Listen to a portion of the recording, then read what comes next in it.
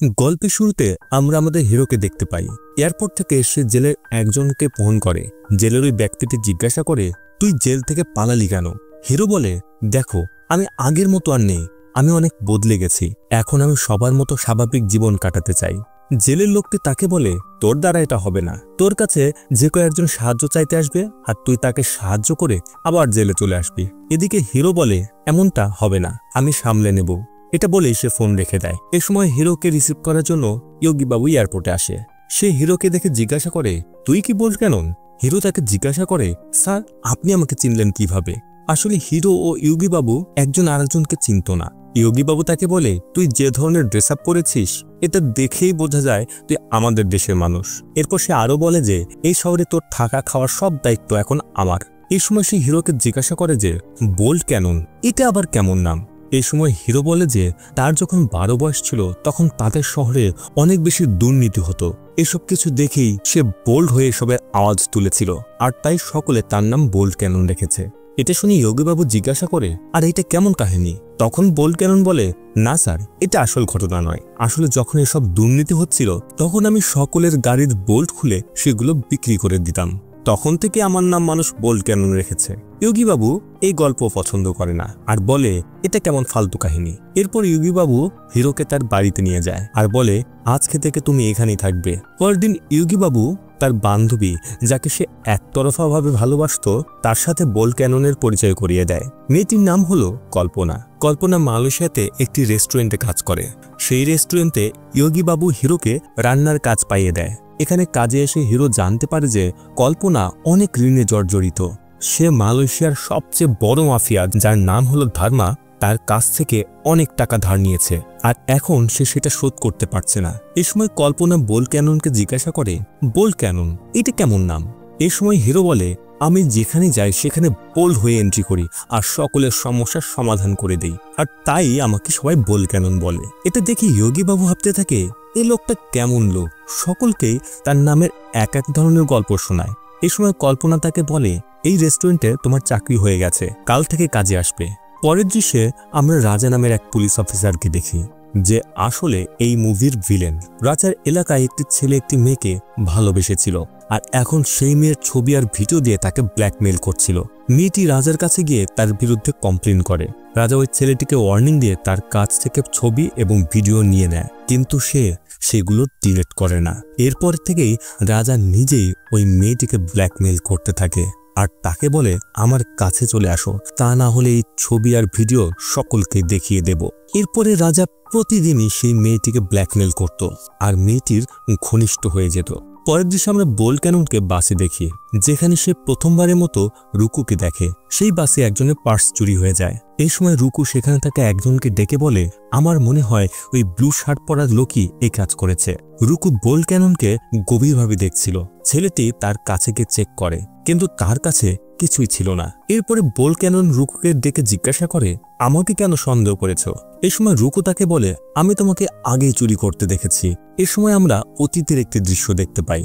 আসলে বাসে ওঠার আগে বোল্ট ক্যানন যখন যাচ্ছিল তখন সে সেখানে এক বৃদ্ধ মহিলাকে দেখে। তার কাছে কোনো টাকা ছিল না, তাই সে অন্যের পকেট মেরে তারপর সেই পার্স ওই লোককে দিয়ে বলে, আপনার পার্স পড়ে গিয়েছিল। লোকটিও খুশি হয়ে তাকে কিছু টাকা দেয়। বোল্ট ক্যানন সেই টাকা ওই ভিক্ষুককে দিয়ে দেয়। আর এই সব কিছু রুকু দেখেছিল আর তাই সে বোল্ট ক্যাননকে চোর ভাবতে শুরু করে। এরপরে তারা বাসেও একসাথে ছিল। উপায় না পেয়ে রুকু তাকে জিজ্ঞাসা করে, তুমি আমাকে ফলো করছো কেন? তখন বোল্ট ক্যানন উত্তর দেয়, আমি তোমাকে ফলো করছি না, আমার বাড়ি এদিকেই।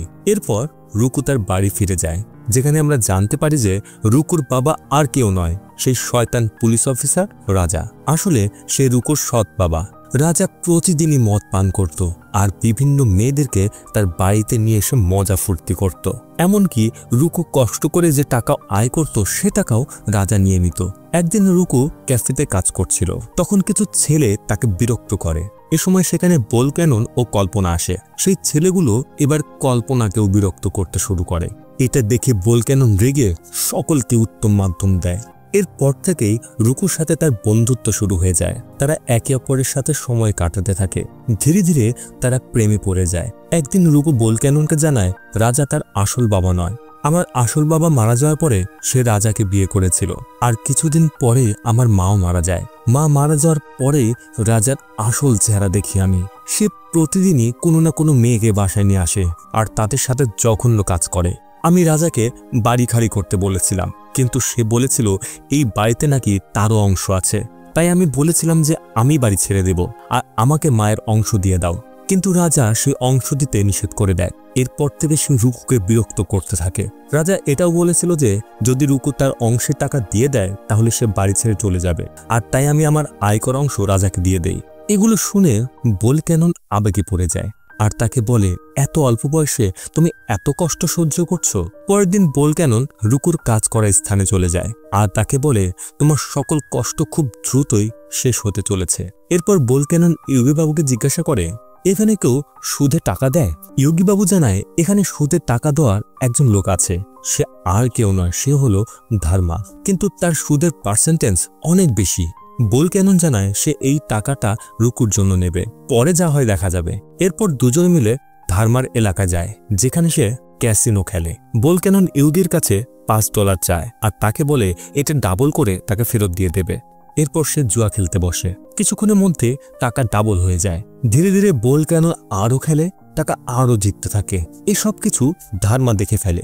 এরপর সে ভোলক্যাননের কাছে এসে বলে, একটা গেম আমার সাথেও খেলো। এরপর ধর্মা ভোলক্যাননের সাথে গেম খেলে। একটা পর্যায়ে ভোলক্যানন ধর্মাকেও হারিয়ে ফেলে। এরপর ধর্মা এক বড় অ্যামাউন্টের বেট লাগায়, কিন্তু ভোলক্যাননের কাছে এত টাকা ছিল না। তখন ধর্মা বলে, আমার কাছ থেকে ধার নিয়ে নাও, পরে শোধ করে দিও। ধার নিয়ে ভোলক্যানন সকল টাকা লাগিয়ে দেয়। এরপর শুরু হয় খেলা। ধর্মা চিটিং করে খেলাতে জিতে যায়। ভোলক্যানন তাকে বলে, তুমি চিটিং করছো। এ সময় ধর্মা তার লোকজনকে ডেকে নিয়ে আসে আর ভোলক্যাননকে ওয়ার্নিং দিয়ে বলে, তুমি হেরে গেছো আর 1 সপ্তাহের মধ্যে আমার টাকা ফেরত দিয়ে দেবে, তা না হলে আমি তোমাকে মেরে ফেলবো। ভোলক্যানন এগ্রিমেন্টে সাইন করে সেখান থেকে চলে যায়। এরপরে ইয়োগীবাবু ভোলক্যাননকে বলে, আমি আগেই নিষেধ করেছিলাম, জুয়া খেলে তুমি সকল টাকা হেরে গেছো, এখন ধর্মা তোমাকে আর আমাকে দুজনকেই মেরে ফেলবে। তখন ভোলক্যানন বলে, আমি সৎভাবে গেম খেলেছিলাম, সে চিটিং করে খেলেছে। যদি আমরা এই বিষয়ে পুলিশকেও জানাই তবুও কোনো লাভ হবে না। ধর্মা তার পাওয়ার ব্যবহার করে জেল থেকে বেরিয়ে যাবে, আর তাই এখন ওর মতো করে ওকে শিক্ষা দিতে হবে। পরের দিন ভোলক্যানন যোগীবাবুকে বলে, চিন্তা করো না, আমার কাছে একটি প্ল্যান আছে। আমি এখানে একটি ব্যাংকে চুরি করব। এতে রুকু ও কল্পনার দুজনেরই ঋণ শোধ হয়ে যাবে, এমনকি আমার কাছে যে ধর্মা টাকা পায় সেটাও শোধ হয়ে যাবে, আর বাকি টাকা আমরা ভাগ করে নেব। যে টাকাগুলো দিয়ে আমরা সুন্দর জীবন গোছাবো। এখানে ভোলক্যানন যোগীবাবুকে বলে, তুমি শুধুমাত্র ধর্মার বাড়ির বাইরে বাইকে অপেক্ষা করো। এরপর ভোলক্যানন চুরির পরিকল্পনা করে। ইয়োগীবাবু ধর্মার বাইরে অপেক্ষা করছিল। এরপরে ভোলক্যানন মাস্ক পরে ব্যাংকের টাকা লুটে নেয়, কিন্তু একজন পুলিশ অফিসার তাকে থামানোর চেষ্টা করে, এমনকি তার মাস্কও খুলে ফেলার চেষ্টা করে। উপায় না পেয়ে ভোলক্যানন তার পায়ে গুলি করে। এরপর টাকা নিয়ে সেখান থেকে পালিয়ে যায়। পরের দিন ভোলক্যানন চুরির সকল টাকা বাড়িতে নিয়ে আসে। ইয়োগীবাবু জিজ্ঞাসা করে, ধারণা করতে পারো এখানে কত টাকা আছে? ভোলক্যানন বলে, টিভি চালু করে দেখো, জেনে যাবে। টিভি অন করলে খবরে জানা যায় যে এখানে প্রায় 40 কোটি টাকা আছে। এক পুলিশ অফিসার বলে, আমরা এর সিরিয়াল নাম্বার ব্লক করে দিয়েছি, যেখানে এই নাম্বার পাওয়া যাবে সেখানে সেই চোর ধরা পড়বে। এগুলো শুনে ইয়োগীবাবু চিন্তায় পড়ে যায় আর ভাবতে থাকে, শুধু শুধু এতগুলো টাকা চুরি করতে গেলাম, এখন পুলিশের হাত থেকে বাঁচার প্ল্যান করতে হবে। এই সময় টিভিতে আরেকটি খবর আসে, সেটি হলো একটি লটারি 40 কোটি টাকা পেয়েছে। ভোলক্যানন নিজের লটারির টিকিট চেক করে। আসলে এই লটারির টিকিট মালয়েশিয়া আসার সময় সে কিনেছিল। টিকিট চেক করে দেখে সেই প্রথম পুরস্কার 40 কোটি টাকা পেয়েছে। এটা দেখে তো দুজনের খুশির শেষ থাকে না। অন্যদিকে মালয়েশিয়ার পুলিশ ব্যাংক চুরির ব্যাপারে তদন্ত করছিল। তদন্তে তারা ধর্মাকে ধরে নিয়ে আসে। এখানে একটি টুইস্ট দেখি, সেটা হলো ভোলক্যানন যখন ধর্মার বাড়ি গিয়েছিল তখন সে ধর্মার বাড়ি থেকে একটি পিস্তল চুরি করে নিয়ে আসে। সেই পিস্তল দিয়েই সে ওই পুলিশ অফিসার রাজাকে গুলি করেছিল। পুরোটা সময় ভোলক্যানন গ্লাস পরেছিল, তাই ওই বন্দুকে ধর্মার আঙুলের ছাপ পাওয়া যায়, আর তাই পুলিশ ধারণা করে ধর্মাই এই কাজ করেছে, এমনকি রাজাকেও সেই গুলি করেছে। পরের দৃশ্যে আমরা দেখি ভোলক্যানন রুকুকে বলে, আজকে তোমার সকল কষ্ট শেষ হয়ে যাবে, তোমার সৎ বাবা রাজাকে রেস্টুরেন্টে ডেকে নিয়ে আসো, সেখানে আমি তোমাকে টাকা দিব আর তুমি তাকে টাকা দিয়ে দিও। রুকু ভোলক্যাননকে জিজ্ঞাসা করে, এতগুলো টাকা তুমি কোথা থেকে পেলে? ভোলক্যানন জানায় আগে রাজাকে ডিল করে নেই, তারপরে বলবো। তার কথা মতো রুকু রাজাকে রেস্টুরেন্টে ডেকে নিয়ে আসে। রাজা রেস্টুরেন্টে এসে ভোলক্যাননকে দেখেই শকড হয়ে যায়। এখানে আমরা জানতে পারি যে পুলিশ অফিসারের পায়ে গুলি লেগেছিল সেটা আর কেউ নয়, সেটা হলো রুকুর সৎ বাবা রাজা। সে বলে, সেই দিন ব্যাংক থেকে টাকা চুরি করার সময় আমি তোমার চেহারা আয়নায় দেখেছিলাম। আসলে তুই সকল টাকা চুরি করেছিস। যদি আমি এই কথাটা বাইরে বলে দেই তাহলে তোর অবস্থা খারাপ। যদি তুই চাস আমি পুলিশদেরকে এসব কথা না বলি তাহলে সব টাকা আমাকে দিয়ে দে।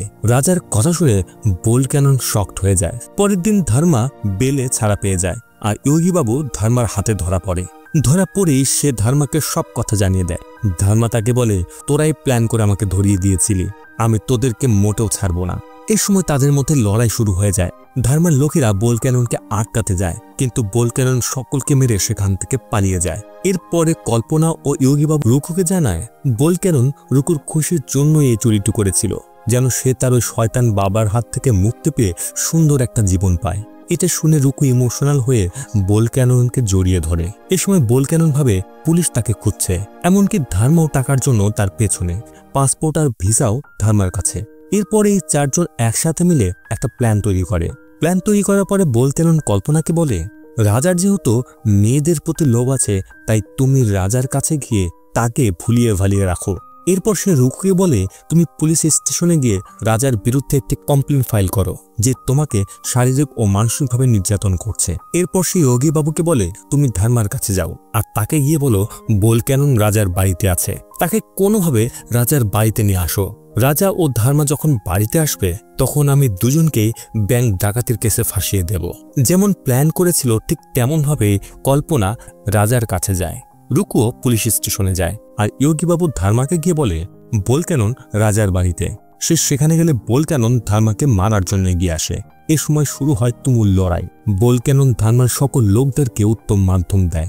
সবশেষে ভোলক্যানন ধর্মাকে গুলি মেরে দেয়। অন্যদিকে রাজা কল্পনাকে তার বাড়িতে নিয়ে যেতে চাচ্ছিল, কিন্তু কল্পনা সুযোগ বুঝে সেখান থেকে পালিয়ে যায়। এরপরে রাজা বাড়িতে এসে দেখে সেখানে পড়ে আছে ধর্মার মৃতদেহ। রাজা এটাও দেখে যে সেখানেই পড়ে আছে 40 কোটি টাকা, সেটাও ব্যাংক থেকে চুরি হওয়া সেই সিরিয়াল নাম্বারওয়ালা টাকা। সে ভাবতে থাকে আমার বাড়িতে এগুলো হলো কিভাবে। সে সময় ভোলক্যানন সেখানে আসে আর রাজাকে মেরে অজ্ঞান করে ফেলে। এ সময় রুকু পুলিশদেরকে সাথে করে তার বাড়িতে আসে। এ সময় গুলির অডিও চালায়।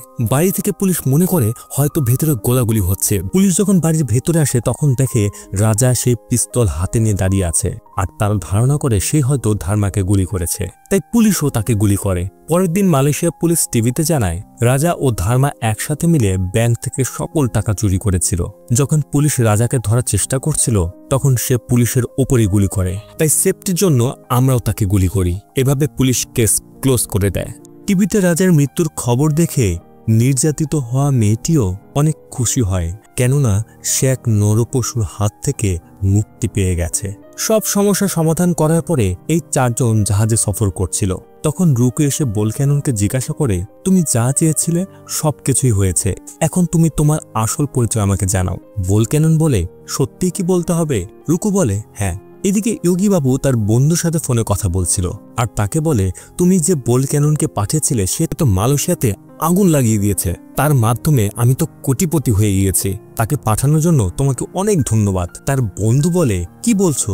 তুমি যার কথা বলছো সে তো আমার সামনে তরমুজ খাচ্ছে, কেননা ওর পাসপোর্ট হারিয়ে গিয়েছিল তাই সে আর যেতে পারেনি। এটা শুনে ইয়োগি বাবুর চোখ কপালে উঠে যায়। সে ভোলক্যাননকে জিজ্ঞাসা করে, তুই তো ভোলক্যানন নস, তাহলে তুই কে? তার কথা শুনে আমাদের হিরো। গল্পটি কেমন লাগলো অবশ্যই কমেন্টে লিখে জানাবেন। এমন আরও গল্প দেখতে চাইলে চ্যানেলটি সাবস্ক্রাইব করে রাখবেন। আরে হ্যাঁ, একটা লাইক দিতে বলবেন না।